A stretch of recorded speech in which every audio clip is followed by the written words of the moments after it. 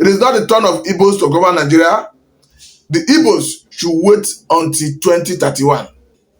They should be patient. These are not my words. These are the words of the former Ebonyi State governor, of course, David Umahi, the current Minister of Wars under the present government of Senator Ahmed Bola Tinubu. According to The Punch, David Umahi was quoted to have said, he said, presidency not yet Southeast turn in 2027, Umahi. Going further, I say, Minister of Wars David Umahi has said that the Southeast zone must exercise patience in its quest for Nigeria's presidency, declaring that it is not yet its turn to produce the country's next leader. Umahi said this in an interview with the news agency of Nigeria on Sunday in Abuja. He emphasized the need for political fairness and continuity in 2027, referencing the good works that President Bola Tinubu had been doing since his assumption of office in 2023. He said, no, it is not our time. It is not the time of Southeast yet. He said, we, the 17 Southern governors, went to Asaba before 2023 and we went to say, listen, it doesn't matter the political party, but the next president should come from the South. Going further, I said, all of us tried, but the crown came upon President Bola Tinubu. He is from the South. And so, it is wrong for the Southeast to come and say, oh, it is our turn. But let me stop there for now. The question here is, if David Umahi is not serving under the cabinet of Senator Ahmed Bola Tinubu currently, will he still say what he's saying? But I want to look at this issue from the angle of whether he's egocentric, that is selfish, or is it based on patriotism?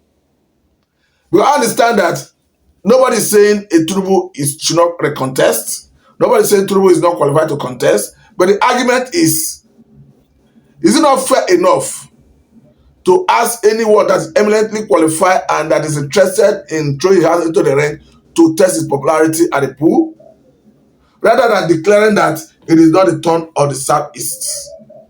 We understand that going by the constitution of the Federal Republic of Nigeria, in the first place, there's nothing that has to do with zoning. Even the zoning we talk about is a tacit agreement, an unwritten agreement that exists between the North and the South, that have been operational, that says that if the North govern for 8 years, the South will govern for 8 years.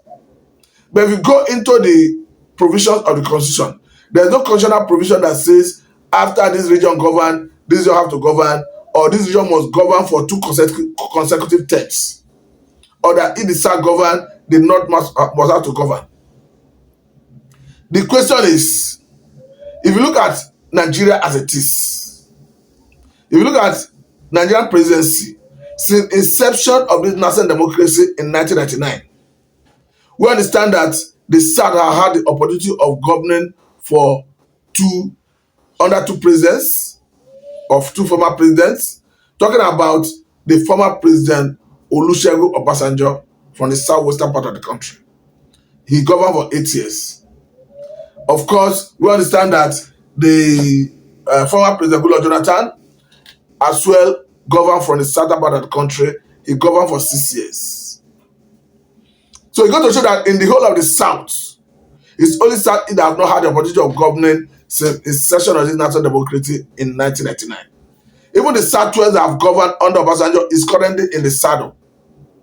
So I want to look at the justification behind David Umahi's position, that the Southeast is not yet the Southeast turn, that they should wait for 2031. Now the question is, after a Tinubu finish 8 years, let's assume a Tinubu does 8 years.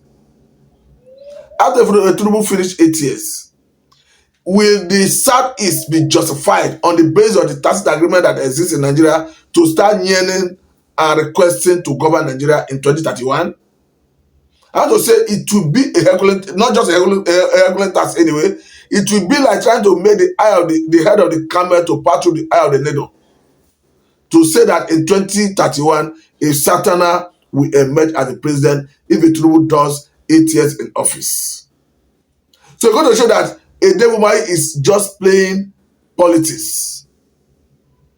Because for me, it's not practically possible that the North will allow another Southerner to succeed a Tinubu if a Tinubu governs for 8 years. Except otherwise, a Northerner takes over in 2027, which I don't see happening anyway. That is the only circumstance you can say in 2031 that a Southerner have a possibility of governing Nigeria in the election that will happen that year. So as far as I'm concerned, looking at all the dynamics of Nigerian political landscape, looking at everything that shaped Nigerian election, I must say that the Southeast, going by that tacit agreement, is the most justified, qualified to govern Nigeria.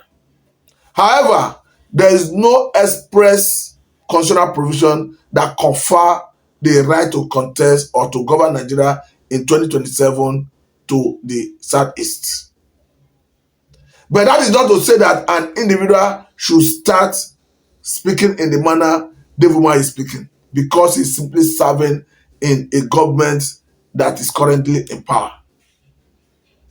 Because if we even look at the Southeast as it is, there have been serious agitation from the region, occasioned by marginalization. And the likes of David Umahi ought to speak to those issues. Because as far as I'm concerned, the Southeast have been seriously marginalized in Nigerian projects.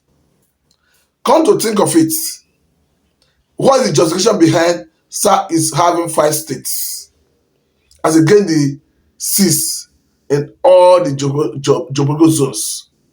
I think one of the zones have 7.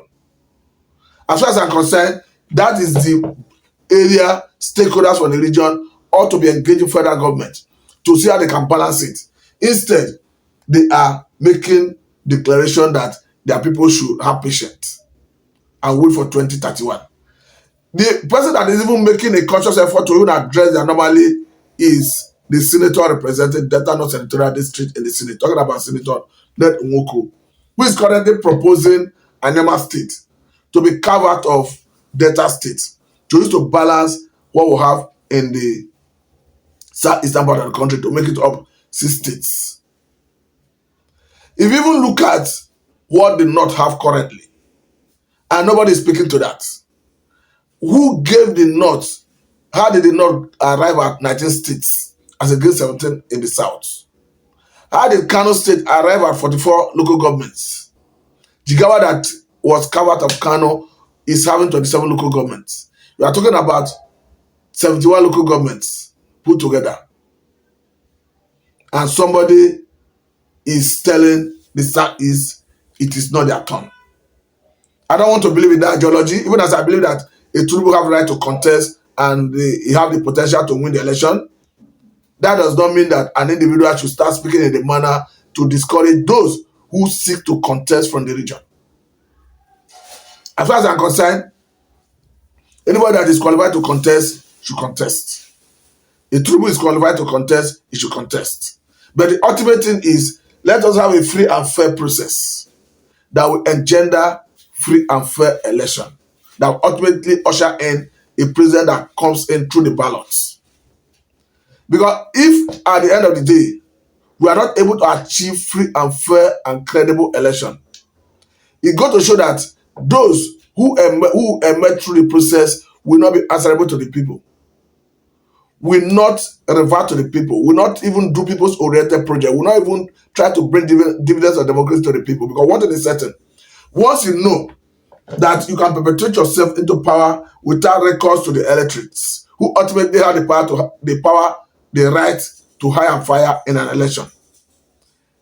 Because power, they say, corrupt, absolute power corrupts absolutely. So if you have a way of perpetrating yourself into power without going through the ballot, or maybe by circumventing the process, you will not think of bringing dividends of democracy to the people. You will not be thinking of people's oriented projects. And I think it's part of the consequence we face as a people currently, a situation where leaders do not respect the electorates. Instead of doing things to make people, to endear them into the heart of the populace, the electorates. All their interest is to harvest governors, harvest political big heavyweights, who they believe have what it takes to help them to manipulate the process when the election comes. Because they know that the governor have one vote. They know that the senators have one vote, just as the man on the street. They will want to go and do things, particularly bring the dividend of democracy to the people, that will endear them into the heart of the people. Because by so doing, you'll be winning their vote in the next round of election. But we are not seeing that. Rather, what we are seeing is harvesting governors. I must say that we need to rejig our electoral acts, because that is the shortest way of having free, fair, and credible election. Because once you notice any lacuna in the electoral acts or the grand norm, as the case may be, the average Nigerian politician will always lash on any lacuna. We always want to take advantage of it. The only thing that deters a Nigerian politician from circumventing the process is if his hands are tied by the electoral act or the constitution, as the case may be. For instance, if we go further to amend section 82 of the electoral act that deals with the mode of transfer of election results to compel INEC to transmit election results electronically, that way would have dealt with every issue that has to do with manipulation of election results through the process of collation. Because understand that before the 2023 presidential election, had a situation where stakeholders put pressure on National Assembly, and at the end of the day, they amended the electoral acts and gave INEC the power of liberty, discretionary power to determine the mode of transmission of election results. But as we have it, before that election of 2023, when INEC will come up with their guidelines, they made it very clear that they were going to transmit election results electronically. But surprisingly, they reneged at the nick of time. And we understand that the Labour Party and its candidate P2B, the PDP and its candidate Alhaji Atiku Abubakar, all of them contested the election of that result up to Supreme Court. Those Supreme Court has still legitimized the election of Senator Bola Tinubu as declared by INEC. But the question is, if we go into the next round of election with that same electoral act that is susceptible to manipulation, I want to say that we'll come back to still sing the same song we sang after the election of 2023. I must say there is a whole lot of issues that need to be addressed. Another issue has to do with the burden of proof that is currently on the petitioner after an election. Because according to the Constitution, the petitioner have a burden to prove that the election was rigged or that the election did not substantially comply with the Electoral Act. But I'm of the view that we should amend some relevant sections of the Constitution to remove that burden of proof from the petitioner. Let the burden of proof be placed on the umpire, INEC.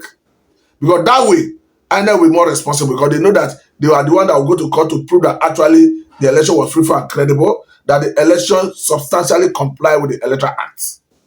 Hence, they are always in custody of all the materials for the election. Because we have seen in some cases, after an election, when the petitioner will approach an electoral tribunal, he will be complaining that the umpire, the INEC, did not give him seamless access to electoral materials to prosecute his case. But if INEC is the one that has the burden of proof, they are in custody of all the materials, they will easily have it to prove that the election was actually free, fair, and credible, that it substantially complied with the Electoral Act.